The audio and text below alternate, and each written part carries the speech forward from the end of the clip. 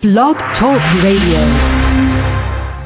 Warning, the following program may include profane language, controversial viewpoints, and perspectives on the true nature of reality so far removed from the status quo, they'll make your head spin like a top.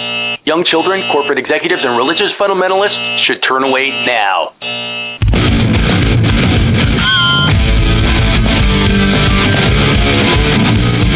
Greetings, my brothers and sisters across planet Earth. Welcome to Extraordinary Year. I am a drop of the oneness of the universe known as Tim Bravo, and I thank you for joining us tonight, T-minus 30 days until December 21st, 2012.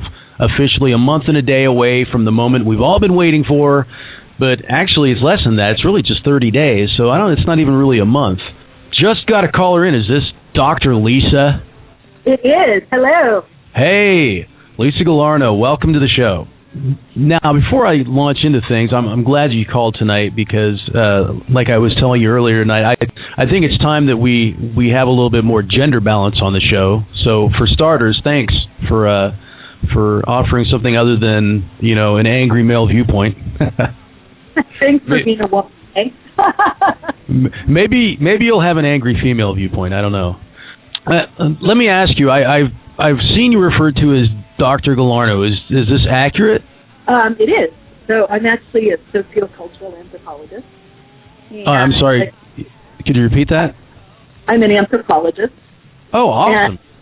I work primarily in the commercial sector. I do a lot of work in media, new media, social intelligence, video games, all sorts of things like that. So, yeah, bona fide doctor of media studies. Righteous. Well, you seem to have had kind of an interesting history, an interesting past. And forgive me if I reveal anything that's uncomfortable for you, but I know that you're an international person as well. You're not just as far as Western goes. You graduated from a high school in Chile? Is that accurate? Is that true? Yeah, I was an exchange student in high school in Chile. Yeah. Oh, yeah. Okay, cool. It didn't start, my adventure. I'm not sure what it sounds like to everyone else, but it sounds to me like your audio is I'm only getting about half of it. I don't know if it's an issue with this particular call or the phone or whatever. Lisa, I wonder if we get you to hang up and call right back in, if maybe we'll... Yeah, I'll call you right back. Okay, we'll be here. Okay. So... You saw she's talking about, or you heard rather, she's talking about, what's going on. That's kind of what I wanted to talk about tonight. Because look, we're a month away from December 21st, 2012, and no doubt those listening in have been looking forward to that date, as I have for a number of years. And over the course of this extraordinary year, that when we started this show early on back in January, and in the earlier months of the year, spent a lot of time listening to, reading channelings that talked about the things that were supposed to occur over the course of this year. And I'm talking about the Ascension timeline. We were supposed to have UFO disclosure and NESRA, or the release of abundance funds and free energy technologies, the end of wars, the end of poisoning the earth. According to all the things that we were told in the earlier months of these years, paying attention to a number of channels that seem to corroborate one another, we were given a picture of, if the picture were accurate, where we would be now is we would have had UFO disclosure. That would be the first shoe to drop. We would have had the end of wars. We would have had the removal of the cabal. We would have had the removal of the banksters and the corrupt financial system. We would have had the end of chemtrails, the end of polluting of our environment. We would have been working hand in hand with extraterrestrials now to clean up our environment. But none of that's happening. And so, on one hand, I'm feeling personally pretty discouraged, and Lisa's back with us. How's your audio, Lisa? I'm hoping it's better. I plugged in a better microphone, I hope. Oh, yeah, much better. Excellent. Oh, good. All right. Sorry about that. No problem. And like I said, I'm glad that you kind of started off with the positivity on that thing. And so I don't know how much of it you heard, but basically I was just detailing where all the channelings that I personally was following earlier in the year pointed to for us to be at this particular point in time, and the fact that it's not matching up, and I wanted to open up to you guys because I feel like we've carried this torch forward all year and tried to tell people keep your hope and keep your use your vision. We're making this choice together. We're going to make this world together. And so I want to be honest with listeners and open up to the fact that I'm a little discouraged about where things are compared to where I thought things would be. And I also tonight wanted to talk about just because the world may not be ending doesn't mean the world's ending. Yeah, so shall I tell you how I see it, like the conclusion that I guess I've come to? Please do. A couple of different things. So, I actually have a few different theories about what could actually be going on. And I've told a couple of different people at different times, that I'm really on the fence about this. So part of me thinks, okay, maybe a spade is a spade, and maybe this is actually all true. Now, the channelings are frustrating, for sure. They're super complicated. I mean, I've spent a lot of time listening to the channelings, too, and they are beyond complicated. And they're sometimes, not cohesive, and sometimes they're not coherent, But there are definitely threads woven through them that seem very consistent, and I guess that's what keeps coming back, has coming back to them. But I also have a second theory, that maybe this is all just some kind of big alternate reality game that some, shadow corporation has, come up with to titillate us because there's going to be some major blockbuster coming out 2 years from now. That's another possibility. The other possibility, deflate the balloon, before something actually happened, so to speak. Before, with to take the energy out. Well, build the momentum, right? Too. But the other theory I have is that maybe there's a bunch of people that just are interested in making us, distracting us or making us kind of crazy or, what have you. So they're kind of feeding us all of this, information and misinformation and disinformation as a way of just keeping us occupied while they think about how, they're going to best process us for going green. I mean, I really don't know is the truth of it. The evidence that I have seen, is super compelling, but there's nothing yet that has quite pushed me over the edge to say, yes, I absolutely believe that this is true. Now, that said, the way I tend to look at it more and more these days, just because, really, can we look at one more piece of kind of fuzzy, bad UFO footage or one more account or any of these things, is that going to make a difference? And, what I've started to really look at more and more is how are people responding to, what is the level of interest around these topics? What is the level of activity around these topics? And the thing that I keep coming back to that I find, I guess, extraordinary is just how many people there are who obviously very clearly believe. And when I watch the UFO sightings now, for instance, I'm not really looking at the artifacts or, what have you. I'm much more interested in listening to how people are reacting to what they're seeing. And it becomes very clear to me that they are seeing something that they can't explain. So, that's kind of where I've ended up, with all of that. As far as Ascension goes and whether or not this is actually going to happen, I've sort of decided, what, it kind of doesn't matter. I mean, it would be awesome if it did, right? Well, but right. if it doesn't, it really shouldn't change our behavior at all. Do you know what I'm saying? If really... Well, I've had similar thoughts, and I'm just going to real quick bring on, we have another caller. I'm going to bring on my lovely wife. We'll call her Flipside. So you are on the line. Just want to bring her into the conversation. Yeah, as far as Ascension goes, and one of the things Lisa, you pointed to the fact that, and I think this is the anthropologist in you, that you're looking at people's reactions to these events, and you're noticing that they're perking up and it's picking up. As far as the positive end of this thing, I mean, yes, I am discouraged that things aren't where we thought they would be. At the same time, there are so many things that we can look at, that we can point to. What is real? What is it we do know? And we do know that UFOs are real. We do know that there are whistleblowers that have said that the governments have been in contact with them. The extraterrestrials are real. That this technology is real. The free energy technology is real. The anti-grav technology is real.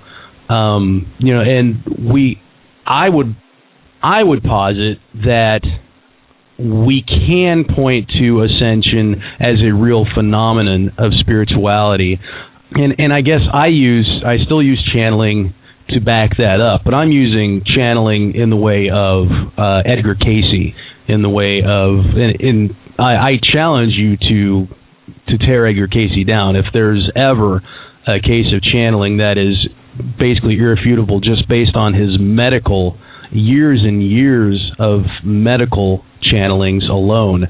The guy was ahead of his time, and he had like an 8th grade education. So, and we know that through Ra, through Casey, and through Seth, that Ascension, spiritual ascension, is just but it's just a fact of spiritual life. And so we know that it's an eventuality.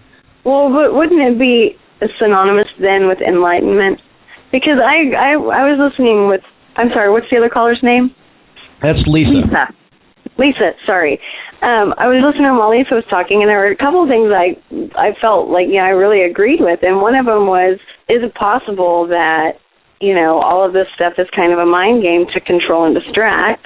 And then the other one, as far as Ascension, what does that actually mean? And how it won't change is how it, if you're thinking ethically, how it shouldn't change your behavior. If Ascension isn't this true 2012 December 21st thing, it shouldn't change what you're already doing if your goal was to ascend. You see what I'm saying? I agree with that. So, I mean, the thing I like about Ascension, and the thing that I like about this movement, and that everything that's been happening, is that it's getting people on the same page around some really fundamental universal principles. And that's stuff that we've been missing. I think that's a big part of what's wrong, if you want to say things are wrong with our world, is that we don't have that same platform that we can all look to make decisions. So I think Ascension's great in that respect, that you've got kind of everybody pointed in the same direction. And I will say that what I find really compelling about the evidence and the channelings and all of these kinds of things that I find incredible is just how coherent all of the different stories are across all of these different channels in all of these different parts of the world who, although the details differ, they're all kind of saying the same thing. And I just find that to be such an amazing example of self-organization and collective intelligence, just standing on its own, that I think that's it. So, I would love for them to show up. I'm totally waiting for them. I tell my kids, we have regular conversations about how life is going to be when the aliens come. Well, I missed the last part of that. Regular conversations about what? About how life is going to be when the aliens come. And how awesome it's going to be.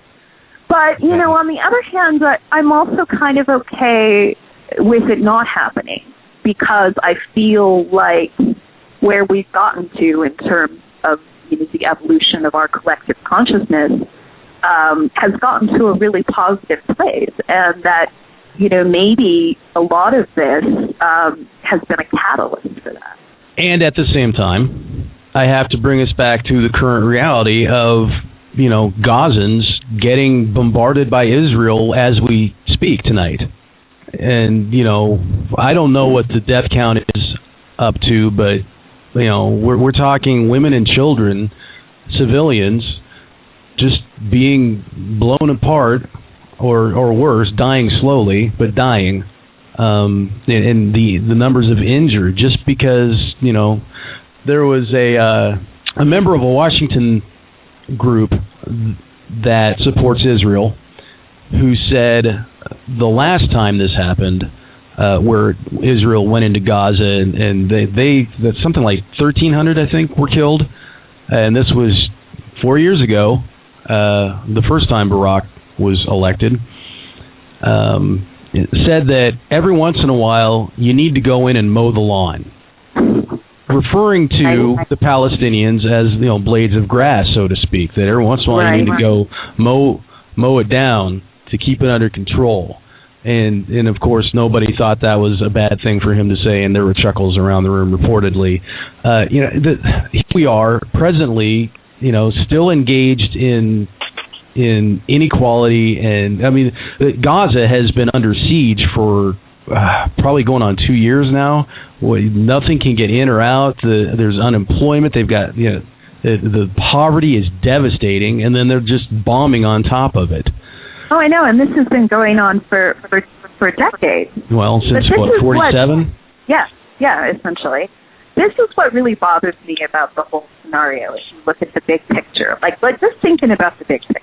Okay, so I'm this omniscient, omnipotent being who has the ability to create, a universe that's as vast as the one that we can perceive, and probably well beyond that as well. And yet, I can construct a world in which I allow people to suffer, in really egregious kinds of ways, and not intervene. Now, I understand the story about the free will experiment and all of this kind of stuff, but I still can't understand how the creator of the universe can just say, you know what, that's okay, it's good for you, it's for your spiritual, it's tough love or what have you. So I actually find it shocking. If there are entities, and I believe there are, and our universe is too vast, for us to be the only ones, if there are entities capable of intervening, it seems like it was high time, 8 years ago, for them to intervene. If not 500 years ago, or 13,000 years ago, or whenever. So that's the one thing about it that really kind of bothers me. Well, it's not happening. Well, there's a karma argument, and like you said, the free will argument. But what about those of us who realize that we can choose a different reality, and we keep preaching this, but we do. We want to choose and live in a different reality. We want a reality where we have the things that, the technologies that we know are existent, but we don't get it. We choose it. We want we will choose a reality of peace, but yet this goes on. So well, it's because we co-create the reality is the problem. So part of that process of creation is getting everybody to cooperate with you in that same agenda. But with the propaganda machine stacked against us, I mean, the odds just aren't fair. Yeah. I think things are getting better. Just because they're unfair doesn't mean they're impossible. I think we're making a lot of progress. Right. I mean, it's slow, and it's 2 steps forward, and it's 1 step backwards. But if you just look at some really basic things, for instance, okay, let's look at the conflicts in Afghanistan and Iraq, for instance. Now, so, a lot of Iraq, perished, for instance, in the Iraq War. But if you look at the number of, war casualties compared to, Vietnam or World War II or the Civil War, any of the previous wars, we are losing less people in war in theory, than we were. A lot of violent crime is down across the world. And what happens is, because we've got such great instantaneous media, is the bad stuff that happens in the world filters, to the top of our consciousness much more quickly. But it's not that more bad things are happening. I actually think more good things are happening. And so I think history will be the thing that will really show. I do think this time is really pivotal for a variety of reasons. I mean, Barack Obama was saying in his first campaign a lot, he would say, this is our moment. And I do feel kind of like it is our moment. Like, I feel like this is the time in history where we can kind of take the bull by the horns and say, no, damn it, we're going to change it. We're not going to have this world the way we've had it. As parents, we're not going to create that world for our children. And that people come together and they do it. But unfortunately, it's just an excruciatingly slow process, which is why I want the ETs to come and speed it up. Well, yeah, if we could just have the truth, if we could just have UFO disclosure and contact, then we would have the free will of listening to what they had to say about their own histories, what they've learned, what they know about, how reality works, how spirituality works, how we would have the free choice to take that into account, and we don't have that. We don't have that guiding light. As a civilization, exactly. we would grow in leaps and bounds overnight if we had that. I think that's the issue. The people who run this planet know that. I mean, that's the first shoe to drop, like I said earlier. But once that shoe drops, everything else automatically follows. You can't have UFO disclosure and keep the banksters in control. You can't have UFO disclosure and keep authoritarian, regimes anywhere, including Washington. No, it changes everything. You can't have a fossil fuel-based economy. You can't have pollution, because people will look at what is available, and then, plus they'll find out that the government has been in contact with these people, that they have had these technologies, that they've had all these secrets and kept all these secrets. The people will no longer allow the people who are running this planet to run this planet. So that's why the first thing that needs to happen hasn't happened, because when that first thing does happen, the show's over at that point. Or the show's just begun. Let me ask you a question. Can I ask you and your lovely wife a question?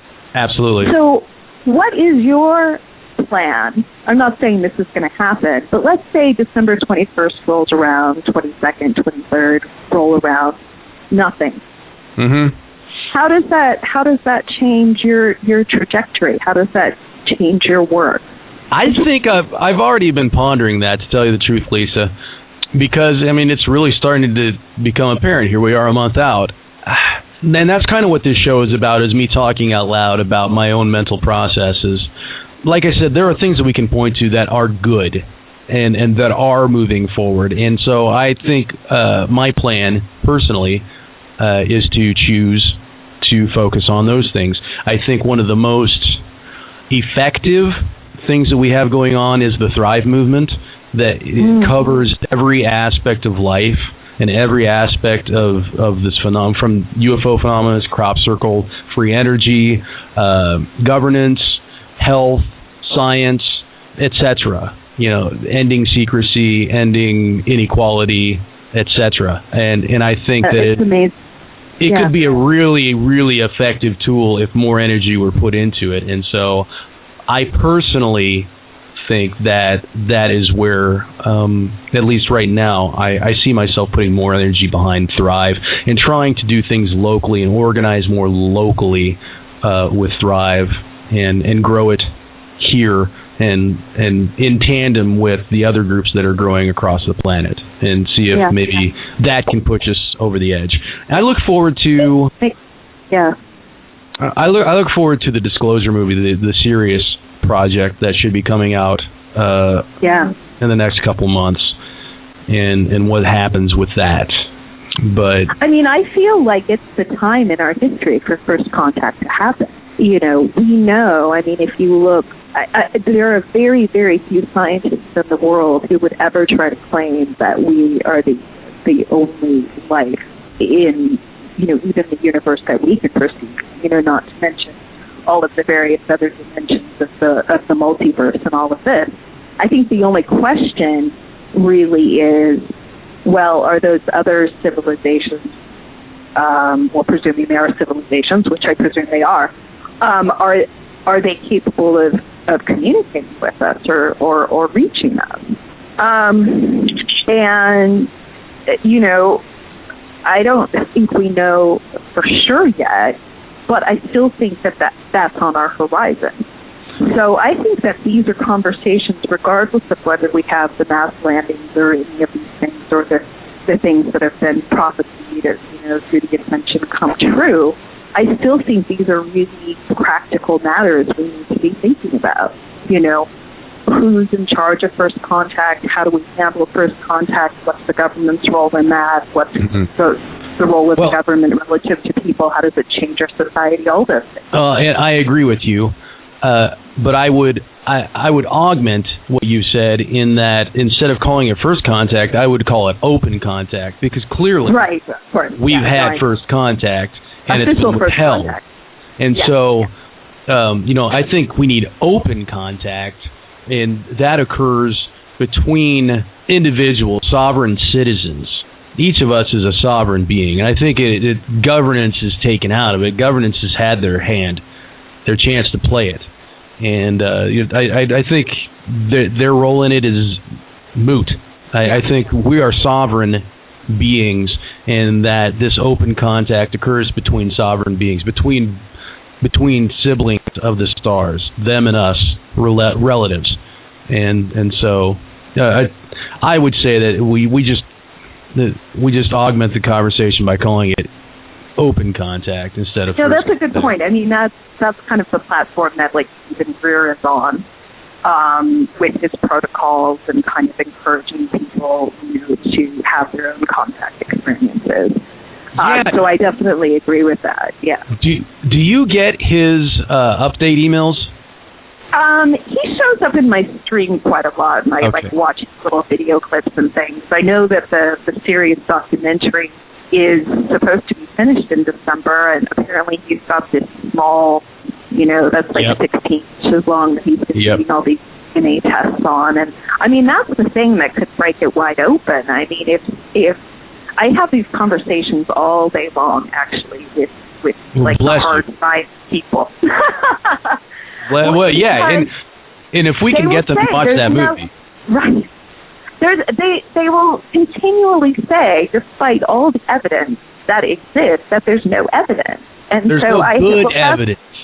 Well, no appropriate evidence, or no evidence that satisfies them. Because if you think about the scientific method, what constitutes evidence in the scientific method is data that allows you to create experiments and make predictions. And the whole phenomena that we're talking about, fundamentally doesn't allow that, because we're not in control of what the ETs are doing. So we can't create experimental conditions that allow us to derive the kind of evidence that makes the scientific method happen. Which makes it incredibly convenient for science to dismiss it. Luckily, the scientific method isn't the only way that our society goes about determining what's real and what's not. They don't use science in the courts all the time. There's a thing called circumstantial evidence that will convict people if there's enough of it. And so instead of looking at it from the point of view of a scientist, maybe our civilization, our society, ought to look at it like a court case. Maybe we look at the circumstantial evidence and get the right lawyer to argue it in front of the judge who is all of us. I don't know.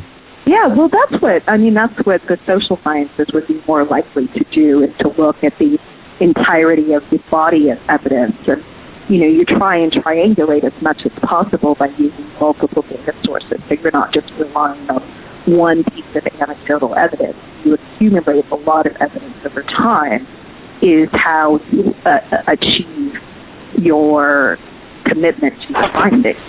But that's not it's fundamentally not experimental science.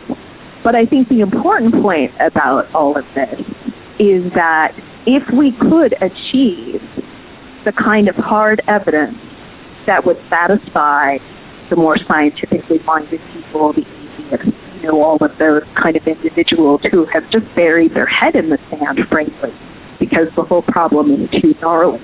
So they just decided to just pretend it's, okay, it just doesn't exist. We can't prove it scientifically, therefore it doesn't exist. But if we get to a point where there's some sort of tangible, real proof, like the DNA of this, extraterrestrial biological institute that, Dr. Greer has, that could change it all. And I guess that's what's so exciting about it. Ascension or no. Ascension or no. Yeah, well, and another of my thoughts lately has been, okay, let's say Ascension doesn't happen.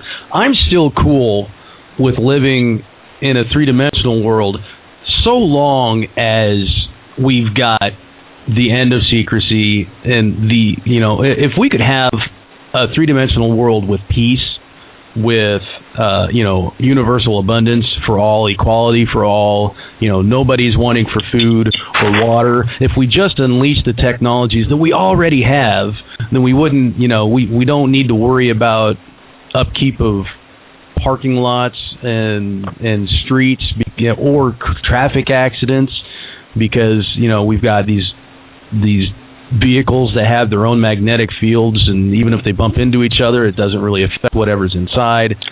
And I'm guessing at that, obviously, but I think that if we just had what I know we already know about, if we could live in that world where we gave each other what we all deserve, then I think I'd be cool with that. I mean, if we could just let science be open about spirituality, instead of trying to deny the existence of the soul or life after death, and instead focused our energies on examining it and learning more about it, and true health, instead of trying to keep everybody medicated and keep everybody on medication. Instead, try to actually work with the body's processes. They say we could have eradicated cancer decades ago. What does that look like if in a world that allows itself to have that? So as you say these things, what I just keep hearing in my mind over and over from all of these channeled messages? What do they keep saying over and over? They keep saying, we're not going to do it for you. So I kind of wonder if the end game, or the game is the challenge of us figuring all that stuff out for ourselves. Now, of course, I want the shortcut. I want the ETs to come and be the catalyst and hand us those technologies, and I want the fast-forward future that I know is possible. But I do kind of wonder sometimes if maybe the point, is to let us figure it out ourselves. Well, we have so much of this already figured out. It's the people who have figured it out that have made sure that the rest of us don't find out about it, because they're busy making money off of us, and having us work and slave our lives away to kick as much money as possible up to them so that they don't have to. And the funny thing is, they're working awfully hard so they don't have to work. And that's why it's like we're kids. We need the grown-up to come in now and say, okay, you're wrong, you're right, you go in the corner, you go read a book. I mean, I feel like that's what we really need, and that we don't have in the world. Georgie, you've kept that ace up your sleeve, haven't you? Yes. Now you need to let little Susie play with that ace, too. Okay. No. The good news is we'll know soon enough. Yeah. Will we? Well, I mean, we'll know whether December 21st happens or not. Oh, well, yeah, no, you're right. You're right. And, I'm not trying to say nothing's going to happen and this has all been a bunch of bullshit. What I'm trying to say is, here we are a month away. We are literally 30 days away from this thing that we've been talking about. I don't know, it's different for each individual how long they've been on the 2012 tip. But for me, it's been probably mid-90s. And, here we are. We're a month away from this thing that we've been waiting for forever. And, especially in the last year or two, we've been told, we follow. I don't know if you follow, but I follow David Wilcock, and I still think that his heart's in the right place. And the things that were supposed to happen, we know that big things have happened. We know that these underground bases have been destroyed. We've seen the footage of Obama playing golf while there was this uncharacteristic earthquake where there are no fault lines. We know that there have been UFOs that have shut down nuclear weapons. We know that there are whistleblowers that say not only is the government in contact with extraterrestrial beings, but there's more than one side. There are people that we're working with, and there are these other people who don't like what we're doing. They call them asshole hippies from outer space. So, we know that these things are real, and we can still look at these things that are real, and we do have a month left, and maybe it will be the most extraordinary month of our lives. Yeah. All I'm saying is, here we are 30 days out. What are we looking at? Yeah, no, I don't think I'm really very helpful, because I'm probably just as flummoxed as anyone else. But I think it's hard to be a rationally minded person and not feel confused by this. It's actually kind of stressful, to be honest. To try and connect your life. You open up, hanging over your head. You open up yourself to things like these channelings, and then you doubly open yourself when you actually are willing to admit to other people and talk about these things with other people. And then, wow, lo and behold, the skeptics, may have the last laugh on December 21st. I don't know. And at the same time, we know these things are real. This much we know it's real. We know UFOs, we know extraterrestrials, we know free energy technologies. We know that there are powerful few on this planet that have had these technologies and have withheld them from us. There are a number of things we know are real. We know that spirituality is real. We know that enlightenment and the process of spiritual evolution is something that is real. It used to be a lot more understood on this planet. We know that there were civilizations before Sumer and Mesopotamia. Sure. This story is connected to everything in the world. Everything. That's what's amazing about it. This isn't like the year 2000 bug. It's not like, okay, maybe the computers are going to break down and then we're going to have, some kind of like self-inflicted apocalypse because of that. This is about something that's much bigger and more organic, and I don't know, it just feels so much bigger than, the manifestation of who we are on this planet at the moment. And so I think that's what's super tricky about it, because those of us who are open-minded to these possibilities, who can imagine reality beyond this three-dimensional reality that we're in now, it just seems obvious. Well, that's what we should do. But we're still a relative few, because I think, frankly, a lot of people just aren't very imaginative about these things. Well, it doesn't help that their pineal glands have been calcified by fluoride. Right. It doesn't help that they're working 3 jobs to pay the bills, and they don't have enough time to sleep to dream. And operating on 2 strands of DNA and, all of that kind of stuff. Instead of 12, yeah. Yeah.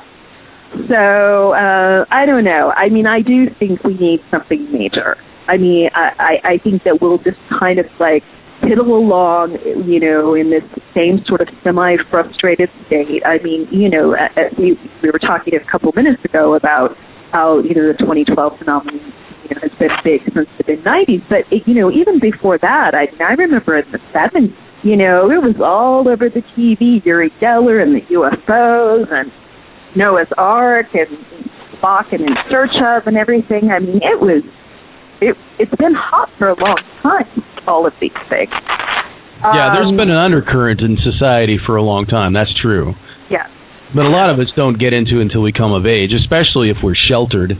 And I personally come from a pretty sheltered upbringing, being spoon-fed a particular religion and reality from, the time that you can speak until you leave the nest.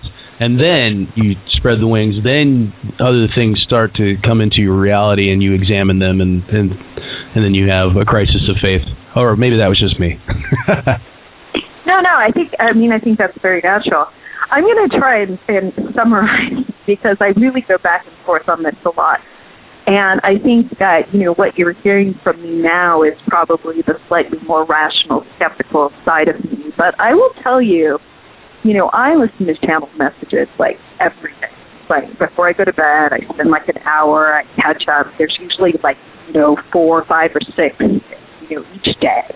And I will tell you, when I'm in those moments, when I'm listening to those messages, they really resonate. And, I'm a pretty critical thinker. And, I've stopped listening to Greg Giles, for instance, because his families were getting a little, out there for me. He lost me at Archons. Yeah, he just got he was getting really defensive about things in a way that none of the other entities, were. But I just see a lot of, cohesion across the messages. And, I find them frustrating, too, when I'm listening to them and I just want to know, okay, details. Okay, do I get to take my kid? Do I get to take my dog? What about my hard drive? I feel like if this is going to happen in a month, we need some tangible details, right? And they're just, talking about, okay, you're going to increase this vibration and do this, and it's all the spiritual blah, blah, blah, blah, blah, blah, and I feel like I want the tangible. And I get that frustration on the one hand, and then on the other hand, there's just something about them that really does resonate, in a way that it seems like things, if people were making them up or, whatever, that they wouldn't be capable of pulling that off. It's like the crop circles are a great example. It's the equivalent of the crop circles. Good point. Channel messages. Sure, a guy can go out in a field with a board and he can make a crop circle. Yet, what we have seen over the last, many years with the crop circles and just, how incredibly amazing and intricate they are, is, okay, maybe people could, but why?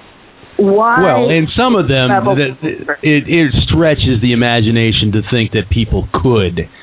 That people could even do it, right? I mean, right. It's the crop circle equivalent of the Pyramid of Giza, where we still don't have the technology in our modern times to replicate what they did at Giza. Exactly. But nobody's thinking about the fact, well, if we can't do it, how the hell did they? Okay, it's same thing with crop circles. I'm glad you brought that up, because that's something that I sometimes forget about. That's another great piece of evidence. It's a really good piece of evidence for what's real. Yeah. So an interesting thought experiment. Here's how I like to think about it sometimes. So I try to imagine that I am Salusa from Sigrid, okay? And my job is to prepare humanity. I'm one of the entities responsible for preparing humanity for, this major change, Ascension. And let's just say we're going to go to the fifth dimension. So I'm trying to think about that. Okay, if I had to do that, if I were given that job, how would I do it? How would I try and wake people up? How would I try to make people aware? All of these kinds of things. And I can't really imagine doing it any differently than how they've done it. Yeah, but except, you're right. I agree with you. And listeners to the show know that Salusa is definitely has been one of my go-tos, and the tried and true 3 times a week. I have to admit, it's probably been a month or 2 since I've read one, because it seems to me that it's just riffing, kind of like what you just said. It's the same stuff that's being said and repeated over and over, the same stuff that's been, and maybe things have changed, I don't know, you can tell me if the messages have changed all that much. And the things that are being said, you're right. If that was your job, beautiful stuff. Where I run into, where the problem is for me on a credibility standpoint these days, is where things have been pointed to saying that, this is going to happen, without any real specifics, but always soon. And the things that those soon things never happen. Yeah. And they haven't. And the changes just haven't been, they haven't become apparent. And I'm not saying this stuff not happening. Yeah, they have been talking lately more about delays and that there have been delays. And they've definitely gotten some criticism from some fronts about those things. And so apparently they've stopped entirely trying to get any sorts of dates or anything like that. And of course what they say is, well, the reason for all of this is because, A, time doesn't exist, as we know it in the reality that they operate in. And 2, this is a dynamic situation that's in constant flux and is based very highly on the dynamic process of us achieving the level of consciousness necessary to propel the whole thing forward. I return to the media, though. The media is still keeping us in the dark, and that media is being controlled by people who are still in power, even though we've been told that they've been, managed and they're being encircled in light and that's definitely true. Yeah. Contained. Yeah. Where's the evidence? Well, there are all the resignation. But nothing substantial has changed. Yeah. I mean, it's not the mass arrest that they were saying, A Republican still won the election. Yeah, but you have to keep in mind that all change requires a process. So, it may not be exactly on the same timeline that everybody's thinking it's going to be on, but that doesn't mean it's not happening. And there's the flip side. I can always count on my wife to offer the flip side to whatever I say. It is incredibly interesting, is all I'll say. At this point, like I said, I'm still at a point where I can't say I really know. I do talk to people about it, and I kind of tell them what I know, and with the idea that if something does happen, we should be prepared, and it's definitely something I'm excited about. But I don't know. I do have these stunning moments sometimes when I go on YouTube and I'm looking at the channelings and the videos and the documentaries and how many languages they're translated into and all of this, just the preponderance of evidence and all of the people spending so much time trying to make this evidence accessible. That's the thing that really blows my mind. You're right. It's phenomenal. You'll notice I vacillate here because I am really positive. Right, honey? Tell her. I'm not always so down in the dumps. I just go through these phases, and and I guess that's just the natural order of things. And I'm sure that I'll swing back around. And we're all just frustrated. We're all ready. No, we are very ready. It's like you're the kid, and you've been told that your birthday is next week, and you're going to get this, and you're going to get that, and this person's coming, and it's going to be awesome, and you can't sleep. And you don't do anything but talk about it. You talk about it nonstop. Yeah. You think about it when you're not talking about it. It's going to be a really cruel joke, and it turns out to be a joke.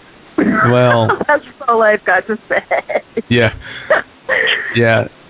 Well, and, December 21st may come and go, and nothing substantial may change. And we also know that we have the ability to choose our reality and that we co-create it. I think that everybody who's on the line right now will share that viewpoint. So absolutely. We can choose something. We can choose for something to occur. We can make that choice. Yeah, and you change the name of your show. Your show will be Extraordinary Years. Years? Years. And we will make them extraordinary. I think one thing that, everybody's got to be mindful of is that as human beings, we are meaning-making machines. So everything that's happening right now, we're the ones that are giving meaning to that. And I think that people aren't mindful of the fact that they have that power. You change your perception, you change the reality. Absolutely. But can you change your perception to say, I perceive that I have ascended? I perceive that I am not driving a car that burns gas. You can perceive that you're on the path to enlightenment. Yeah. So why wouldn't you be able to perceive that I'm on the path to ascension? Well, I think we all are. I mean, obviously, every soul is. We're all part of one thing that is, and that's our end. That's the road we're all headed toward, and how we each get there is the whole point, I guess. And we do have a month left. Yeah, I definitely feel like I've developed spiritually hugely in the last few years. Partly because of this, I suppose, but also because of other things. My dreams in the last year are just like off the charts. Yeah, well, I mean, think about it. We all want to be ready for this thing that we've been told is coming, this ascension, and so each of us has been boning up and been really hitting the books. And I would say that I've also made strides. Honey, I don't know if you've seen any changes as me in the last year or so, but I know on the inside, I feel like I've made changes, and my whole overall understanding of how it all fits together has definitely been enhanced and become more intricate and more interconnected. One thing I'd like to point out, and Lisa, I think you kind of hinted at this, the fact that this thing has been talked about for so long. One thing I noticed a few years ago was that I personally felt something big was coming, and I was independently having conversations with people who would intimate that they felt something big was coming. And I still feel like something big is coming. And I think people as a whole still feel like there is a big event. We talked about our compatriot from Sirius being outside of time, and they're confident because they can, from their vantage point outside of time, they can look into the future. There are obviously an infinite number of possibilities of what this future looks like, but at some point they know that we have gotten over the hump on this. No, we make it. Yeah. We will make it. This will come to pass. How it happens, we're still choosing. That's still being, molded, decided, chosen by us. And so that's kind of why apparently they're here to watch, is to see how it is that we did it. We're living somebody's ancient history right now. Right. So, something big's coming. I still feel it. And I guess I don't know, have you felt that as well, Lisa? I feel it, I think, in a different way. Not so much that I see something big coming, more that I've seen something big happening. Mm-hmm. Like in the last 20 years. The internet has really done it. The way we communicate now, the way we break down, traditional silos and walls, the way communication devices allow people to liberate themselves in ways they've never been able to before, the free flow of information. That's what I think, tremendously. And that's actually what gives me hope, is the way people self-organize, the way people use information, just the incredible things that people are capable of doing. I mean, look at Hurricane Sandy, for instance. You've got people dangling power strips, out their windows, offering free power to people. We can do it when we need to. So, all of those things give me a lot of hope.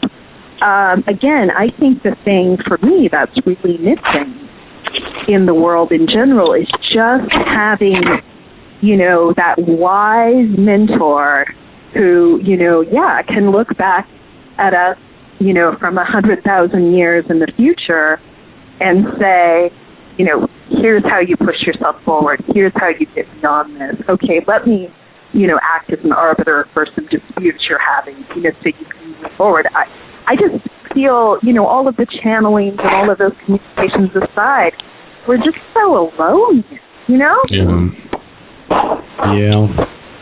And I hope that changes. I would really like that to change. As would I, because I think so many of us are ready, and And I think that it's only right that those of us who are ready for all this stuff, get to experiment with what that world looks like. And of course, you can't. I think the world can handle it. I mean, I think, let's just say, we wake up tomorrow morning, we get, on CNN or Google News, and Obama's talking about the ET, let's just say. And, then they're landing and all of this kind of thing. I actually think people will be okay. I think if we have enough people that are okay with it, that we can convince everybody else to kind of overcome their fears. Not everybody, not 100% of the people on the earth, but a good percentage. What does it mean? I think we are ready. What does it mean to say that people couldn't handle it? What's the worst? What does that look like? People not handling it. Yeah, so people freak out, whatever. And how could that be worse than what is? Exactly. I agree with you completely. I think we are totally ready. If I had a channel to Salusa, I would tell him that. Well, if Salusa is, then I'm going to guess Salusa knows. And is probably smiling and nodding his head, thinking, well, she's finally getting it. And Tim should listen to her. Well, yeah, Lisa, Lisa, and flip side, thanks for coming on and kind of leveling off the gender bias we have on this show lately, for starters, and offering your positivity and you're truly, both of you are highly educated people, and the fact that your minds are as open as they are is a testament, I think, to the fact that people are ready for this and are waking up. And really, at this point, maybe we're closer to this tipping point than we think we are, and it just appears dark, and it's always darkest before the dawn. Maybe this next month will bear fruit. So thanks, guys, for coming on. You've made me feel better. I would encourage listeners to go to our Facebook page, facebook.com/extraordinaryyear. You can follow me on Twitter at Tim Bravo, and we're going to go ahead and call this a show. That's it for us, a month and a day away from December 21st, 2012. Keep your ear to the ground. Hold on tight, kids. Remember, do not be afraid. This is an extraordinary year, and, well, at least we think peace is on its way. Namaste.